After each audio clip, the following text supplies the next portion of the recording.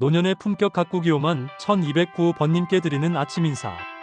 나이가 들수록 건강만큼이나, 아니 어쩌면 그 이상으로 우리의 머릿속을 맴도는 화두는 바로 돈일 것입니다.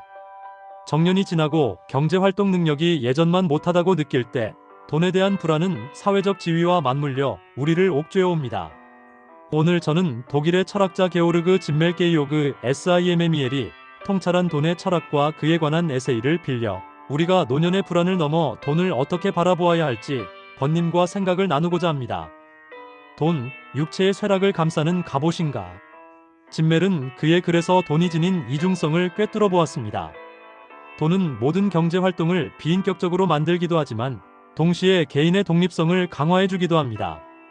특히 노년에 접어들어 신체적으로는 젊은이보다 약해졌을지라도 돈을 소유하고 있다면 사회적으로 대등한 혹은 더 강력한 힘을 발휘할 수 있게 됩니다. 돈이 신체의 열등함을 보완해주는 셈입니다. 해외의 어느 실험 영상에서 보듯 허름한 차림의 노인이 부자임이 밝혀지는 순간 주변의 대우가 달라지는 것은 인간의 속물적인 심리이자 돈의 위력을 보여줍니다. 그러나 짐멜은 이 지점에서 경고합니다. 돈에 의한 관계는 필연적으로 사람들 사이를 분리하고 진정한 유대 대신 익명의 차가운 관계만을 남긴다는 것입니다. 무엇이든 살 수 있다는 착각과 공허함. 돈으로 노년의 돌봄 서비스를 구매할 수는 있습니다. 하지만 그것으로 사람의 마음이나 정성까지 온전히 살 수 있을까요? 우리는 돈을 지불하고 서비스를 받으면 그 대상을 완전히 소유했다고 착각하기 쉽습니다. 하지만 짐멜은 돈은 어디까지나 양적인 것이기에 질적인 가치나 경험의 깊이까지는 환산할 수 없다고 지적합니다. 돈으로 많은 것을 샀음에도 불구하고 여전히 마음 한구석에 불안과 불만이 남는 이유는 돈으로 얻을 수 있는 것이 피상적인 껍데기에 불과할 때가 많기 때문입니다. 돈에 집착할수록 역설적으로 우리는 더 큰 고립감과 불안을 마주하게 됩니다. 돈은 다리부리질 뿐 집이 아니다. 그렇다면 우리는 어떻게 해야 할까요? 짐멜은 돈은 최종적 가치를 향한 다리 역할에 지나지 않으며 인간은 다리 위에서 살 수 없다라는 명언을 남겼습니다. 이 말은 우리에게 두 가지 깨달음을 줍니다. 첫째, 돈은 목적지로 가기 위한 수단다리일 뿐 그 자체가 목적이 되어서는 안 된다는 것입니다. 둘째, 돈을 모으는 이유, 즉 내가 도달하고자 하는 인생의 목적지가 무엇인지 분명히 해야 한다는 것입니다. 번님, 우리는 혹시 건너가야 할 다리 위에서 짐을 풀고 살려 하는 것은 아닐까요? 목적 없이 그저 불안 때문에 돈을 움켜쥐고만 있다면 그것은 다리 위에서 서성이는 것과 같습니다. 아름다운 마무리를 위한 계획적 소비. 많은 이들이 자식에게 물려줄 유산이나 막연한 노후 불안 때문에 돈을 쓰지 못하고 모으기만 합니다. 하지만 짐멜의 철학에 비추어 볼 때 돈은 내 삶의 목적을 실현하기 위해 흐르게 할 때 비로소 가치가 있습니다. 인생의 마지막 날 모아둔 돈을 다 쓰지 못해 후회하거나 반대로 너무 궁핍해 한탄하는 일 없이 필요한 곳에 지혜롭게 돈을 사용하여 삶의 질을 높이는 것. 그리하여 평온한 마음으로 떠날 수 있다면 그것이야말로 가장 이상적인 마무리가 아닐까 합니다. 더 깊은 이해를 위하여 짐멜과 돈의 철학.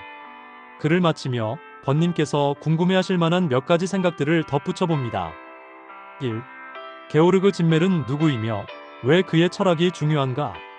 게오르그 짐멜 1858만 1918은 막스 베버와 동시대를 살았던 독일의 사회학자이자 철학자입니다. 그는 단순히 경제적 수단으로서의 돈이 아니라 돈이 인간의 심리와 사회적 관계 그리고 영혼에 미치는 영향을 분석했습니다.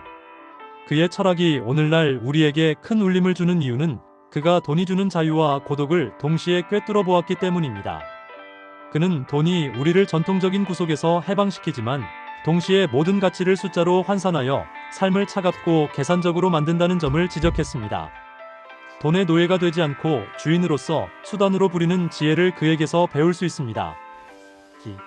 다른 철학자들은 돈을 어떻게 보았는가? 쇼펜하우어. 돈은 추상적인 행복이다. 따라서 구체적인 행복을 더 이상 즐길 능력이 없는 사람 주로 노년은 돈에 집착하게 된다라고 말했습니다. 짐멜과 비슷하면서도 조금 더 냉소적인 시각입니다. 프란시스 베이컨. 돈은 최상의 하인이지만 최악의 주인이기도 하다라고 했습니다. 돈을 지배하느냐, 지배당하느냐의 문제를 강조했지요.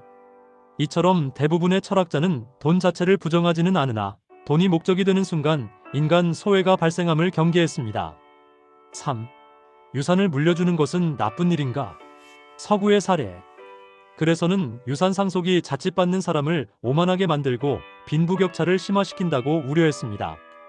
물론 자녀를 사랑하는 마음으로 유산을 남기는 것이 무조건 나쁜 일은 아닐 것입니다. 다만 나 자신의 행복과 삶의 질을 희생해가며 무조건적으로 남기는 것이 과연 옳은가에 대한 철학적 질문입니다.